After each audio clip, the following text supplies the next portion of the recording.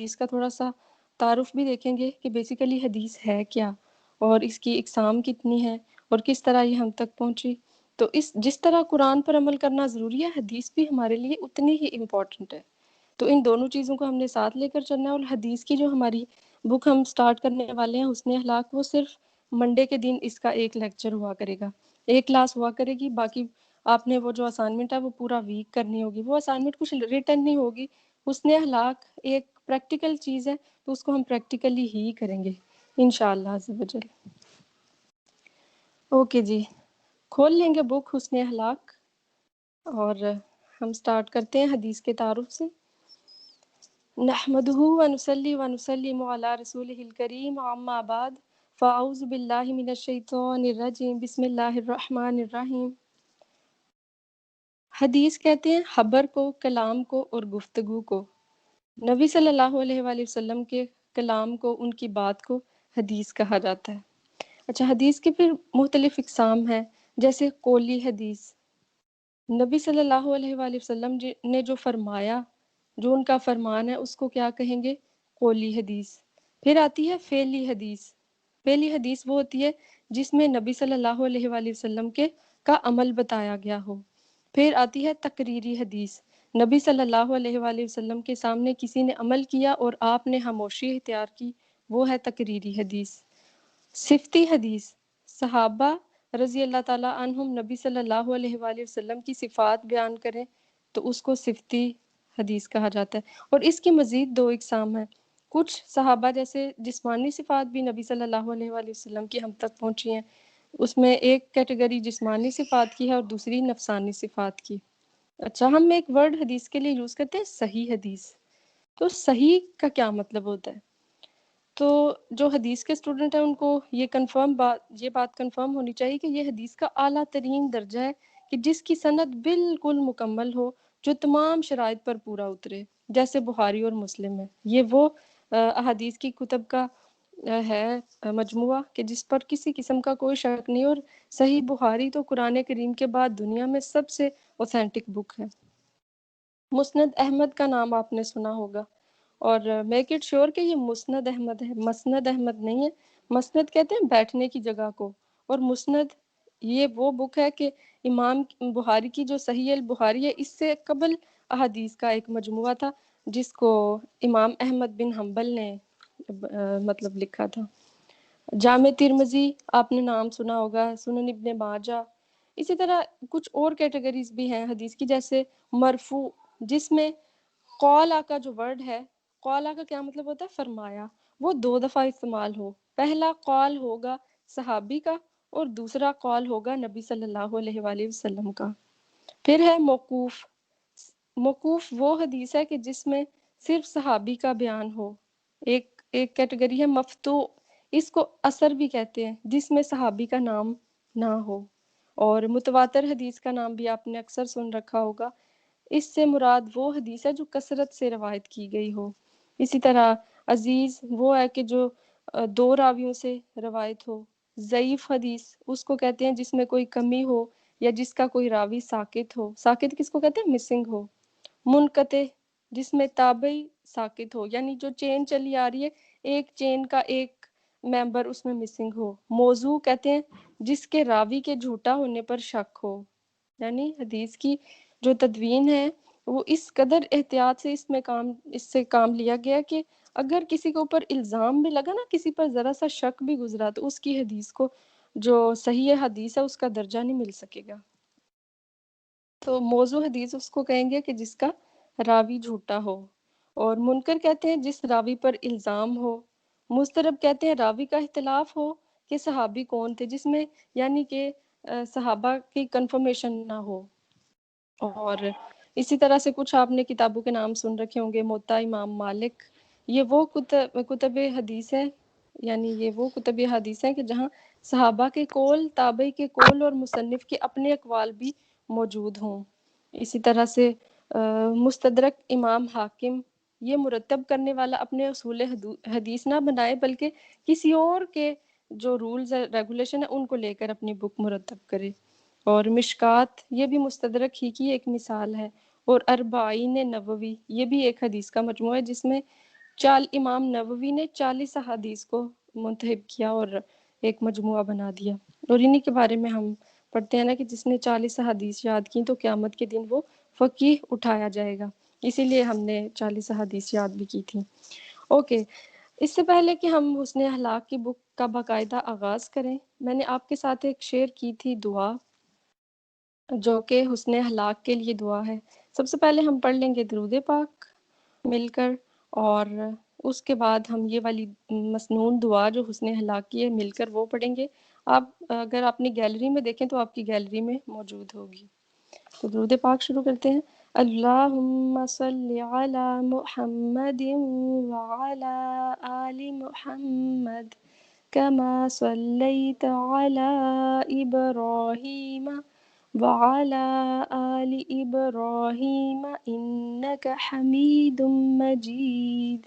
اللہم بارک علی محمد وعلی آل محمد کما بارکت علی ابراہیم وعلی آل ابراہیم انک حمید مجید۔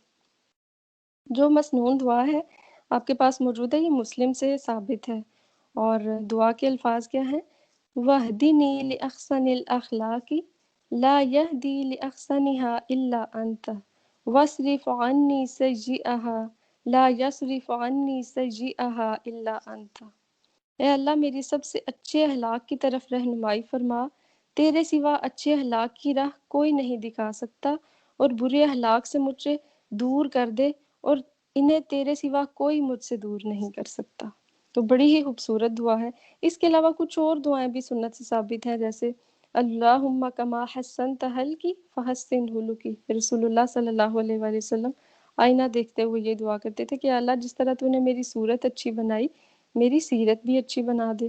اور اسی طرح سے کچھ اور دعائیں بھی ہیں، اللہم انی اسألک الصحۃ والعفۃ والامانۃ وحسن الخلق ورضا بالقدر۔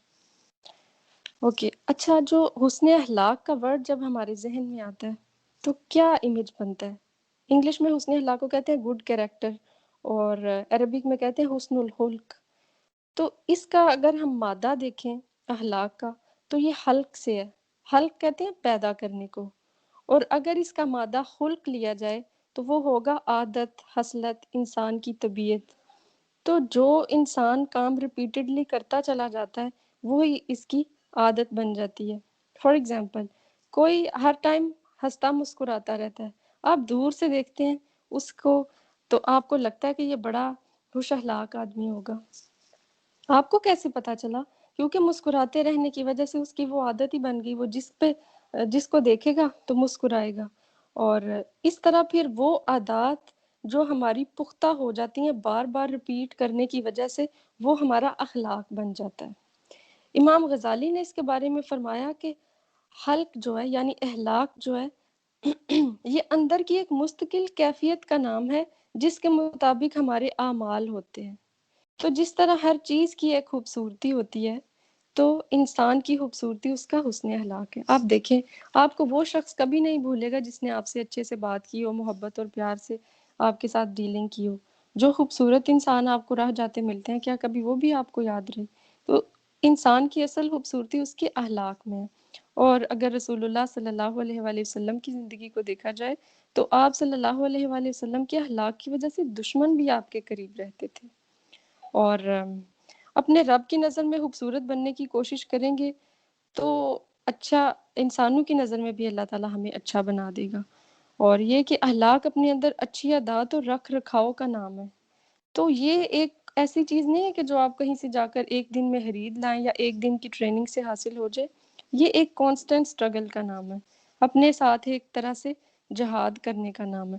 اور پھر ہم سمجھتے ہیں کہ حسن اخلاق صرف یہی ہے کہ دوسروں کو دیکھ کر اسمائل کر دینا یا کسی سے اچھے سے بات کر دینا۔ حسن اخلاق ہماری پوری زندگی کو ایک طرح سے کور کیے ہوئے ہے کہ ہمارا اپنے ساتھ معاملہ، جانوروں کے ساتھ، پودوں کے ساتھ، پوری کائنات کے ساتھ، وہ حسن اخلاق پر مبنی ہونا چاہیے۔ بک آپ نے کھول لی ہے؟ سب کے سامنے بک موجود ہے؟ کوئی ایک بتا دیں۔ ہاں جی، چلیں یس میم، الحمدللہ۔ کھولی بھی۔ الحمدللہ. تو بک کا اگر ہم پہلا پیج دیکھیں تو کیا ہے، لَقَدْ كَانَ لَكُمْ فِي رَسُولِ اللَّهِ أُسْوَةٌ حَسَنَةٌ، در حقیقت تم لوگوں کے لیے اللہ کے رسول صلی اللہ علیہ وآلہ وسلم ایک بہترین نمونہ ہے. تو جس نے ایک اچھی زندگی گزارنی ہے، ایک اچھا اخلاق اپنانا ہے، تو اس کو کیا کرنا پڑے گا؟ نبی صلی اللہ علیہ وآلہ وسلم کے اسوہ حسنہ کو دیکھنا پڑے گا. چیپٹر ہم سٹارٹ کر لیتے ہیں حسن اخلاق، گڈ کیریکٹر. انگلش میں کیا کہیں گے؟ حسن الخلق. قال اللہ تعالی وَإِنَّكَ لَعَلَىٰ خُلُقٍ عَظِيمٍ. القلم کی 4 نمبر آیت ہے. اللہ تعالیٰ کا ارشاد ہے اور بے شک تم اخلاق کے بڑے مرتبے پر فائز ہو. اور قال اللہ تعالی فَبِمَا رَحْمَةٍ مِّنَ اللَّهِ لِنْتَ لَهُمْ وَلَوْ كُنْتَ فَظًّا غَلِيظَ الْقَلْبِ لَانفَضُّوا مِنْ حَوْلِكَ. سورہ آل عمران آیت نمبر 159. اللہ تعالیٰ کا ارشاد ہے، اے پیغمبر صلی اللہ علیہ وآلہ وسلم، یہ اللہ کی بڑی رحمت ہے کہ تم ان لوگوں کے لیے بہت نرم مزاج واقع ہوئے ہو، ورنہ اگر کہیں تند ہو اور سنگ دل ہوتے تو یہ تمہارے گرد و پیش سے چھٹ جاتے. یعنی نبی صلی اللہ علیہ وآلہ وسلم سے ان کے صحابہ اور صلی وہ اللہ علیہ لوگ وسلم جو ہیں سے وہ دور ان ہو کے جاتے. صحابہ. تو نبی صلی اللہ علیہ وآلہ وسلم کے اگر ہم اخلاق کو دیکھیں تو اس کی اتنی اچھی اچھی مثالیں ملتی ہیں. جیسے حضرت عائشہ سے کسی نے نبی صلی اللہ علیہ وآلہ وسلم کے اخلاق کے بارے میں پوچھا تو انہوں نے کیا فرمایا کہ رسول اللہ صلی اللہ علیہ وآلہ وسلم تو چلتا پھرتا قرآن ہے. یعنی ان کا تو اخلاق اتنا مکمل ہے. اور جو ان کے قریب رہنے والے لوگ تھے جیسے حضرت زید بن حارثہ اور حضرت انس تھے. حضرت زید بن حارثہ صرف 15 سال کی عمر میں نبی صلی اللہ علیہ وآلہ وسلم کی خدمت میں غلام بن کر آئے تھے. وہ 8 سال کی عمر میں قبائل میں کسی قبیلے نے حملہ کیا تھا جس میں وہ قیدی بنا لیے گئے تھے اور بعد میں وہ فروخت کر دیے گئے تھے. وہ کسی طرح سے حضرت خدیجہ کے پاس پہنچے اور جب حضرت خدیجہ کی شادی نبی صلی اللہ علیہ وآلہ وسلم سے ہوئی تو اس طرح وہ نبی صلی اللہ علیہ وآلہ وسلم کی غلامی میں آ گئے. تو جب ان کے والد کو خبر ہوئی کہ حضرت زید رسول اللہ صلی اللہ علیہ وآلہ وسلم کے پاس ہیں تو ان کے والد اور ان کے چچا رسول اللہ صلی اللہ علیہ وآلہ وسلم کے پاس تشریف لائے اور کہنے لگے کہ ہم سے جتنا چاہے فدیہ لے لیں اور حضرت زید کو آزاد کر دیں. تو آپ صلی اللہ علیہ وآلہ وسلم نے فرمایا کہ فدیے کی کوئی ضرورت نہیں ہے، زید سے پوچھ لیں اور اس کو ساتھ لے جائیں. لیکن زید نے کیا جواب دیا کہ میں آپ کو چھوڑ کر کہیں نہیں جاؤں گا. میں نے آپ صلی اللہ علیہ وآلہ وسلم کے اندر جو خوبیاں دیکھی ہیں ان کے بعد میں آپ کو نہیں چھوڑ سکتا. اللہ اکبر. حالانکہ انہوں نے پوچھا تھا رسول اللہ صلی اللہ علیہ وآلہ وسلم نے کہ کیا آپ پہچانتے ہیں؟ انہوں نے کہا تھا ہاں یہ میرے والد اور میرے چچا ہیں. لیکن رسول اللہ صلی اللہ علیہ وآلہ وسلم کو وہ کیوں پریفر کر رہے تھے؟ ان کے اچھے اخلاق کی وجہ سے. تو پھر اس ٹائم پہ نبی صلی اللہ علیہ وآلہ وسلم نے ان کو آزاد کر کے اپنا منہ بولا بیٹا بنا لیا تھا. تو اس سے کیا پتہ چلتا ہے کہ انسان کا اصل مقام ہوا کہ جو لوگوں کے دلوں میں ہے. ہم اپنے آپ میں بڑی چیز بن کے بیٹھے ہوئے ہوتے ہیں. ہمارے ساتھ رہنے والے ہمارے کولیگز جہاں ہم جاب کر رہے ہیں یا جہاں اگر ہم کسی ہاسٹل وغیرہ میں رہ رہے ہیں ان کے ساتھ ہماری ڈیلنگز کیسے ہیں یہ ڈیفائن کرے گا کہ ہمارا اخلاق کیسا ہے. اور اگر ان کی نظر میں ہم اچھے ہیں تو پھر obviously اللہ کی نظر میں بھی اچھے ہوں گے. جیسے وہ حدیث میں آتا ہے نا کہ تم میں سب سے بہتر وہ ہے جو اپنے گھر والوں کے لیے بہتر ہے.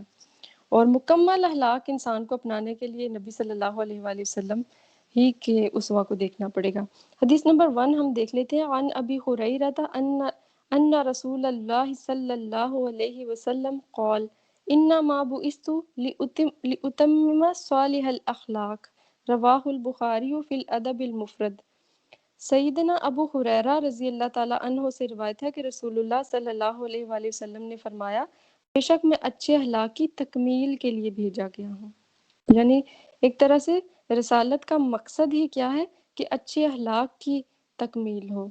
اچھا حسن اخلاق میں جب بھی ہم کوئی حدیث پڑھیں گے تو اس کا جو راوی ہوگا جیسے اس حدیث کے راوی حضرت ابو ہریرہ ہیں تو ہم اس جو صحابی ہیں جو کہ ہمارے لیے رول ماڈل ہیں ان کو بھی ضرور دیکھ لیا کریں گے. تو آج کیونکہ ہماری یہ حدیث حضرت ابو ہریرہ سے روایت ہے تو ہم حضرت ابو ہریرہ کے بارے میں کچھ پڑھ لیتے ہیں. اور آئی ایم ڈیم شیور کہ جب آپ حضرت ابو ہریرہ کے بارے میں سن لیں گے تو آپ کو حضرت ابو ہریرہ سے محبت ہو جائے گی. اور ایک جیسے ہم نے کچھ ہیروز بنائے ہوتے ہیں نا اپنی زندگی میں تو ہمارا ہیرو حضرت ابو ہریرہ بننے والے ہیں انشاءاللہ. حضرت ابو ہریرہ کا نام عبد الشمس تھا قبول اسلام سے پہلے. تو جب رسول اللہ صلی اللہ علیہ وآلہ وسلم کے پاس پہلی بار آئے تو نام بتایا. تو نبی صلی اللہ علیہ وآلہ وسلم نے ان کا نام بدل دیا، فرمایا عبد الشمس نہیں، آج سے تم عبد الرحمن ہو۔ تو حضرت ابو ہریرہ کو بہت پسند آیا، انہوں نے کہا کہ یا رسول اللہ صلی اللہ علیہ وآلہ وسلم، جو نام آپ نے میرے لیے پسند کیا مجھے وہ خوب پیارا ہے۔ اور ابو ہریرہ ان کی کنیت تھی۔ ابو ہریرہ جیسے کہ آپ کو بہت سو کو پتہ ہی ہوگا کہ ہریرہ کا ورڈ ہر سے نکلا ہوا ہے، ہر کہتے ہیں بلی کو۔ حضرت ابو ہریرہ بچپن میں بلیوں سے بہت کھیلا کرتے تھے، تو ان کے دوستوں نے ان کو ابو ہریرہ کہنا شروع کر دیا، یعنی بلیوں کا باپ۔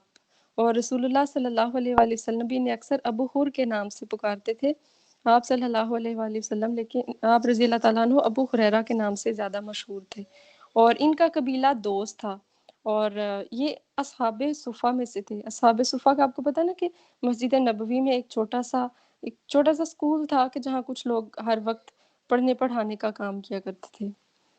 اور حضرت ابو ہریرہ کے ساتھ ان کی والدہ تھیں، جو کہ فی الحال ابھی تک انہوں نے اسلام قبول نہیں کیا تھا، اور ان کی والدہ کے اسلام قبول نہ کرنے پر حضرت ابو ہریرہ اپنی والدہ کے لیے بہت رویا کرتے تھے۔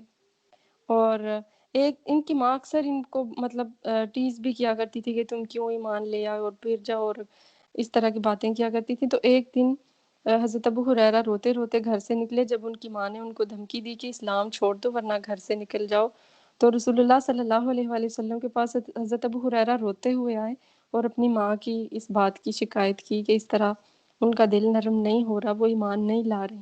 تو رسول اللہ صلی اللہ علیہ وآلہ وسلم نے ان کی والدہ کے لیے دعا کی۔ جب حضرت ابو ہریرہ گھر لوٹے تو والدہ غسل فرما رہی تھی، اور ابو ہریرہ کو جب باہر نکلی تو ابو ہریرہ کو دیکھتے ہی کہنے لگی لا الہ الا اللہ محمد رسول اللہ۔ حضرت ابو ہریرہ خوشی سے رو پڑے اور انہی قدموں واپس لوٹے اور رسول اللہ صلی اللہ علیہ وآلہ وسلم کو جا کر خوشخبری سنائی۔ اور حضرت ابو ہریرہ کے بارے میں آتا ہے کہ اپنی ماں سے بہت محبت کرنے والے تھے۔ حضرت ابو ہریرہ جب گھر سے نکلتے تو دروازے پر کھڑے ہو کر فرماتے اماں جان، اللہ آپ کو نوازے، یعنی اللہ آپ پر رحمت کرے کہ جس طرح آپ نے میری پرورش کی۔ ماں کے بہت زیادہ قدردان تھے اور ان کا بارہا شکر ادا کیا کرتے تھے کہ آپ نے میری تربیت کی، حالانکہ وہ اس سے پہلے مشرک بھی تھیں۔ اور حضرت ابو ہریرہ نے رسول اللہ صلی اللہ علیہ وآلہ وسلم کی زندگی میں شادی نہیں کی تھی، کیونکہ وہ ہر وقت رسول اللہ صلی اللہ علیہ وآلہ وسلم کے ساتھ سیکھنے سکھانے میں لگے رہتے تھے۔ اور حضرت ابو ہریرہ فرمایا کرتے تھے میں نے نبی صلی اللہ علیہ وآلہ وسلم سے زیادہ حسین چہرہ نہیں دیکھا، اور فرماتے سب تعریفیں اللہ کے لیے جس نے ابو ہریرہ کو اسلام کی نعمت دی اور نبی صلی اللہ علیہ وآلہ وسلم کا ساتھی بنایا اور قرآن کا علم عطا فرمایا۔ ہم نے کبھی ایسی چیزوں پر اللہ کا شکر ادا کیا؟ زید بن ثابت اور ابو ہریرہ اور ایک اور صحابی ایک دن بیٹھے دعائیں مانگ رہے تھے، تو کیا ہوا کہ رسول اللہ صلی اللہ علیہ وآلہ وسلم آ گئے تو سب خاموش ہو گئے۔ تو آپ صلی اللہ علیہ وآلہ وسلم نے فرمایا کہ جاری رکھو۔ تو دونوں صحابہ اپنی اپنی دعائیں مانگ چکے، تو آخر میں حضرت ابو ہریرہ کی باری آئی، تو آپ رضی اللہ تعالیٰ عنہ نے فرمایا کہ میں بھی وہی مانگوں گا جو میرے ساتھیوں نے مانگا، اور اس سے زائد وہ علم جو کبھی نہ بھولے۔ تو یہ سن کر جو دوسرے پہلے صحابی جو حضرت زید بن ثابت اور جو دوسرے صحابی ان کے ساتھ بیٹھے دعائیں مانگ رہے تھے، وہ کہنے لگے کہ ہمارے لیے بھی یہی دعا ہے۔ تو آپ صلی اللہ علیہ وآلہ وسلم نے فرمایا کہ دوسی جوان سبقت لے گیا، یعنی دوسی جوان یہ قبیلہ دوست سے تعلق رکھتے تھے نا، یعنی ان کی جو دعا ہے وہ اب قبول کر لی گئی۔ حضرت ابو ہریرہ کی زندگی میں یہ تھا کہ ان کا نہ کوئی گھر تھا نہ کاروبار، اور بھوک و افلاس کا یہ عالم تھا کہ پیٹ میں بل پڑنے لگتے تھے۔ ایک دفعہ ان کو بھوک نے اتنا ستایا کہ پیٹ پر پتھر باندھ لیے، اور اتنے میں حضرت ابو بکر پاس سے گزرے تو فرمایا کہ مجھے قرآن کی یہ آیت تو سمجھا دیں۔ حضرت ابو ہریرہ نے ان کے چہرے کی طرف زیادہ نہ دیکھا، بس آیت کی تفصیل بیان کی اور چلے گئے۔ پھر حضرت عمر کا گزر ہوا وہاں سے، تو حضرت ابو ہریرہ نے ان سے بھی یہی سوال کیا کہ اس آیت کا مفہوم بتا دیجئے، تو حضرت عمر بھی آیت کا مفہوم بتا کر چلے گئے۔ پھر نبی صلی اللہ علیہ وآلہ وسلم وہاں سے گزرے تو حضرت ابو ہریرہ نے ان سے بھی یہی کہا کہ قرآن کی اس آیت کا مطلب سمجھا دیجئے۔ اصل میں بات یہ تھی کہ بھوک بہت زیادہ تھی، کسی کو، جیسے ہم نے سورۃ البقرہ میں پڑھا تھا نا کہ یہ لوگ چپک کر سوال نہیں کرتے، تم ان کو ان کے چہروں سے پہچان لوگے، تو وہ کہہ تو نہیں سکتے تھے کہ مجھے بھوک لگی ہے۔ تو کیا کیا کہ انہوں نے اس طرح سے آیت کا مفہوم پوچھا کہ شاید کوئی میری طرف دیکھے، میری طرف توجہ کرے تو ان کو میری حالت کا پتہ چل جائے۔ تو جب رسول اللہ صلی اللہ علیہ وآلہ وسلم نے ان کو آیت کا مفہوم بتایا تو سمجھ گئے کہ حضرت ابو ہریرہ بہت بھوکے ہیں، اور نبی صلی اللہ علیہ وآلہ وسلم ابو ہریرہ کو اپنے ساتھ اپنے گھر لے گئے۔ گھر جا کر پتہ چلا تو صرف ایک ہی دودھ کا پیالہ موجود تھا۔ تو نبی صلی اللہ علیہ وآلہ وسلم نے ابو ہریرہ سے فرمایا کہ جاؤ باقی اصحاب صفہ کو بھی بلا لاؤ۔ حضرت ابو ہریرہ فرماتے ہیں کہ میں بڑا حیران اور پریشان ہوا کہ صرف ایک ہی تو دودھ کا پیالہ ہے اور سارے اصحاب صفہ آئیں گے تو میرا کیا بنے گا جس کا بھوک سے برا حال ہے۔ بہرحال رسول اللہ صلی اللہ علیہ وآلہ وسلم کے حکم کو ٹالے بغیر، یعنی ٹال تو سکتے ہی نہیں تھے، حضرت ابو ہریرہ سب اصحاب صفہ کو بلا لائے۔ سب نے اس پیالے سے خوب پیا۔ پھر حضرت ابو ہریرہ کی باری آئی تو نبی صلی اللہ علیہ وآلہ وسلم نے کہا لو ابو ہریرہ خوب پیو۔ جب حضرت ابو ہریرہ اپنے منہ سے پیالہ ہٹاتے رسول اللہ فرماتے اور پیو، پھر پیو اور پیو، تاکہ حضرت ابو ہریرہ نے فرمایا کہ یا رسول اللہ اس سے زیادہ میں نہیں پی سکتا، اور پھر رسول اللہ صلی اللہ علیہ وآلہ وسلم نے خود اس پیالے سے پیا۔ تو دیکھیں کہ نبی صلی اللہ علیہ وآلہ وسلم کے یہ بھی معجزات میں سے یہ ہے نا کہ ایک چھوٹی سی چیز کتنے لوگوں کے لیے کافی ہو گئی۔ لیٹر آن حضرت ابو ہریرہ کے حالات بہتر ہو گئے تھے، ان کو گورنر بنا دیا گیا تھا، لیکن اس کے باوجود یہ علم سیکھنے سکھانے میں لگے رہتے اور عبادت کا ذوق ان میں کم نہ ہوا۔ اور بعد میں حضرت ابو ہریرہ نے گھر بھی لیا، گھر کا سامان بھی، اور بہت خوشحال ہوئے، اور مال غنیمت بھی ان کو بہت ملا۔ اتنے مالدار ہو گئے تھے کہ پہلے یہ جس عورت کے ہاں غلامی کیا کرتے تھے، بعد میں اپنی مالداری کی وجہ سے اسی عورت سے حضرت ابو ہریرہ کی شادی ہوئی۔ اکثر فرمایا کرتے تھے میں یتیمی کی حالت میں تھا اور بہت مسکینی تھی، صرف 2 وقت کا کھانا اس ڈیوٹی کے عوض ملتا تھا جو لوگوں کا سامان میں اٹھایا کرتا تھا اور ان کے جانوروں کو ہانکا کرتا تھا، اور علم سے اتنا پیار تھا کہ گورنر بن کر بھی بس سیکھنے سکھانے سے پیچھے نہ ہٹے، اور عبادت کا بھی یہ عالم تھا کہ آدھی رات خود جاگا کرتے تھے، جب خود آرام کرنے کی باری آتی تو اپنی بیوی کو جگا لیا کرتے تھے، اور جب بیوی آرام کر مطلب وہ اس کے کرنے کا ٹائم آتا تو اپنی بیٹی کو جگا دیا کرتے تھے۔ یعنی حضرت ابو ہریرہ کے گھر میں ہر رات ہر وقت عبادت جاری رہتی تھی، اور وفات کے وقت رو رہے تھے۔ فرمایا دنیا کے لیے نہیں رو رہا، سفر پر روتا ہوں کہ لمبا ہے اور زیادہ راہ بہت تھوڑا، میں اس راستے پر کھڑا ہوں کہ انجام جنت ہے یا جہنم، اللہ سے ملاقات کا شوق ہے، اور تھوڑی ہی دیر میں حضرت ابو ہریرہ کا انتقال ہو گیا۔ تو یہ تھے اس حدیث کے راوی، اور سب سے زیادہ حدیث بھی حضرت ابو ہریرہ سے روایت ہے۔ آج سے پہلے ہم بس یہی پڑھتے تھے کہ ان ابی ہریرہ ان رسول اللہ صلی اللہ علیہ وآلہ وسلم قال۔ آئندہ جب ہم حضرت ابو ہریرہ کا نام پڑھیں گے تو ایک مختلف سی تصویر ہمارے سامنے آئے گی۔ اگلی حدیث دیکھ لیتے ہیں۔ عن انس ابن مالک قال کان رسول اللہ صلی اللہ علیہ وسلم احسن الناس خلقا، رواہ مسلم کتاب الفضائل۔ سیدنا انس رضی اللہ تعالیٰ عنہ سے روایت ہے کہ رسول اللہ صلی اللہ علیہ وآلہ وسلم لوگوں میں سب سے زیادہ اچھے اخلاق کے حامل تھے، یعنی نبی صلی اللہ علیہ وآلہ وسلم کا اخلاق اتنا مکمل تھا کہ سب سے زیادہ اچھا اخلاق انہی کا تھا۔ حدیث نمبر 3 بھی دیکھ لیتے ہیں۔ عن ابی ہریرہ قال قال رسول اللہ صلی اللہ علیہ وسلم اکمل المؤمنین ایمانا احسنهم خلقا، رواہ ابی داؤد کتاب السنہ۔ سیدنا ابو ہریرہ رضی اللہ تعالیٰ عنہ سے روایت ہے کہ رسول اللہ صلی اللہ علیہ وآلہ وسلم نے فرمایا سب سے زیادہ کامل ایمان والے وہ ہیں جو مسلمانوں میں سب سے زیادہ اچھے اخلاق والے ہیں۔ تو اگر کسی نے اپنا ایمان کا لیول چیک کرنا ہے تو وہ اپنے اخلاق کو چیک کر لے۔ حدیث نمبر 4 ہے۔ ان ابی درداء قال سمعت رسول اللہ صلی اللہ علیہ وسلم یقول ما من شیء یوضع فی المیزان اثقل من حسن الخلق وان صاحب حسن الخلق لیبلغ به درجۃ صاحب الصوم والصلاۃ، رواہ الترمذی کتاب البر والصلہ۔ سیدنا ابو درداء رضی اللہ تعالیٰ عنہ سے روایت ہے کہ میں نے رسول اللہ صلی اللہ علیہ وآلہ وسلم کو فرماتے ہوئے سنا میزان میں حسن اخلاق سے زیادہ بھاری کوئی چیز نہ رکھی جائے گی، اور یقیناً حسن اخلاق والا شخص روزے دار اور نماز پڑھنے والے کا درجہ پا لیتا ہے۔ اللہ اکبر! یعنی نماز ہم سمجھتے ہیں کہ صرف دینداری نماز پڑھنے میں اور روزہ رکھنے میں ہے، لیکن یہ حدیث کیا بتاتی ہے؟ جس کا اخلاق اچھا ہوگا وہ تو روزے داروں اور نمازیوں کو بھی پیچھے چھوڑ دے گا۔ دیکھیں، نماز ہم اپنے لیے پڑھ ہی لیتے ہیں، روزے بھی رکھ ہی لیتے ہیں، لیکن ہم کسی کے ساتھ ڈیلنگ میں بڑے ہی سیلفش سے ہیں۔ ہم بس اس کے ساتھ اچھے سے بات کر کے خوش نہیں ہوتے، یا پھر جو حسن اخلاق میں جتنی چیزیں آتی ہیں، جتنے آگے چیپٹرز آ رہے ہیں نا اس بک میں، وہ ساری حسن اخلاق کو مطلب کور کرتے ہیں۔ وہ ساری چیزیں انسان کے اندر ہوں گی تو تب وہ ایک اچھے اخلاق والا انسان کہلائے گا۔ حدیث نمبر 5 دیکھ لیتے ہیں۔ ان ابی ہریرہ قال قال رسول اللہ صلی اللہ علیہ وسلم خصلتان لا تجتمعان فی منافق حسن سمت ولا فقہ فی الدین، رواہ الترمذی کتاب العلم۔ سیدنا ابو ہریرہ رضی اللہ تعالیٰ عنہ سے روایت ہے کہ رسول اللہ صلی اللہ علیہ وآلہ وسلم نے فرمایا، دو خصلتیں منافق میں جمع نہیں ہو سکتی۔ کون کون سی؟ اچھا چال چلن یعنی اچھا اخلاق اور دین کی سمجھ۔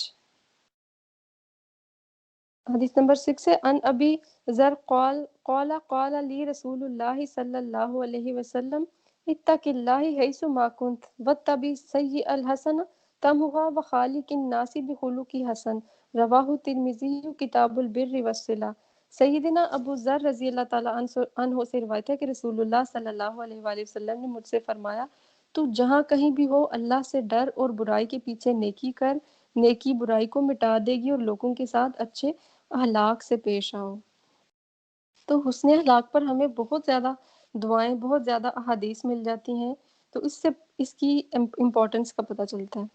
اب آپ کی اسائنمنٹ یہ ہے کہ ہم نے اس پورے ہفتے میں یعنی اگلے منڈے تک، نیکسٹ ہماری حسن اخلاق کی کلاس منڈے کو ہوگی، تو اس میں آپ نے کیا کرنا ہے، آپ کی اسائنمنٹ کیا ہے کہ ہم نے وہ 3 باتیں اپنی ڈائری میں لکھنی ہیں جو آپ کو اس ہفتے دوسروں میں بری لگیں۔ ہفتے کے دوران ہو سکتا ہے آپ کا کسی مختلف انسانوں سے کوئی ہوگا کانٹیکٹ، کچھ ڈیلنگز ہوں گی، تو آپ نے نوٹ ڈاؤن کرنا ہے کہ کون سی آپ کو بات کسی کی بری لگی، اور وہ آپ نے اپنی ڈائری میں نوٹ کرنی ہے۔ بندے کا نام نہیں لکھیں گے، ایسا نہ ہو کہ کوئی اور آپ کی ڈائری پڑھ لے تو پھر اصلاح کا کام ادھورا ہی رہ جائے، اصلاح ادھر ہی رہ جائے اور لڑائی شروع ہو جائے۔